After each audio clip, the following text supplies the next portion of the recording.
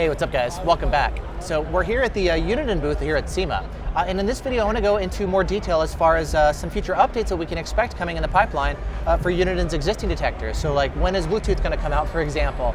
And also touch a little bit more on the R9 as well, which we covered in the last video. So in this video, let's go over all the main questions that you guys have been asking and I've been asking about Uniden's current lineup.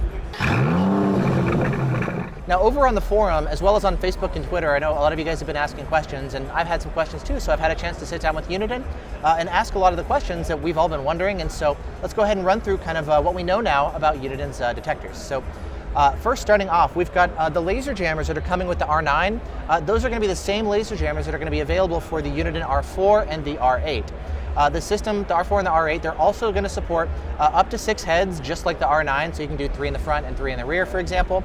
Though price and availability of the standalone laser jammers, that is still TBD. Now, as far as the radar detector, the R9, I was wondering, can you purchase it as a standalone radar detector? Currently, the plan for Uniden is to sell it as a package.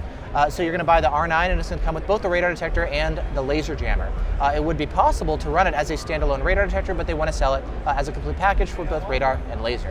As far as the wired control pad that the R9 comes with, it's the same control pad that's going to be used in the R4 and the R8. Though as far as when you're going to be able to buy the control pad itself separately, we don't know that yet either, and also the price is also TBD still.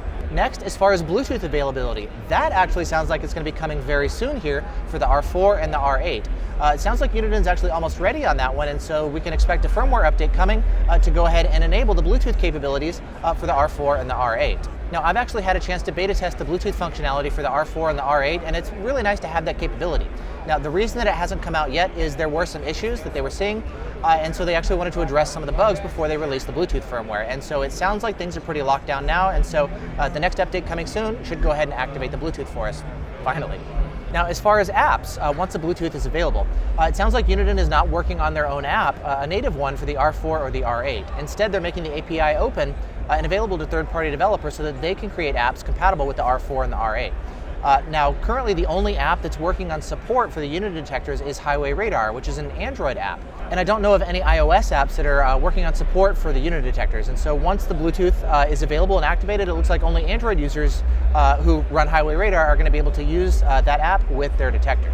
As Uniden changes things kind of on the back end as far as how the Bluetooth works, Highway Radar may need to make some updates on their end as well, but that's kind of what we can expect as far as apps to be compatible with the R4 and the R8, and then it should also, I would assume, they can add support for the R9 as well.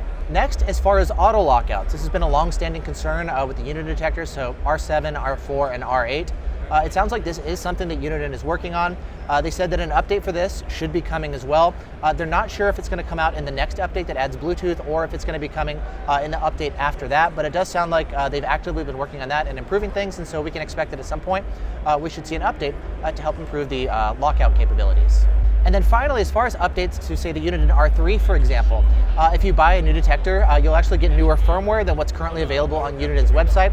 And so it looks like now their focus over the next little while is going to be working on updates for their current detectors. And so we should expect that the latest firmware that's available on new R3 should also be made available on Uniden's website as well, available for download. So those of you guys who own an R3 should be able to go ahead and update your detectors as well once that firmware is made available. And so, yeah, that's just a quick run through as far as a lot of the questions that I've had and a lot of you guys have had as well. And so, yeah, that's it for now. Thanks so much for watching. Hope you guys are doing great, and I'll see you in the next video. Bye. What year is this? No idea.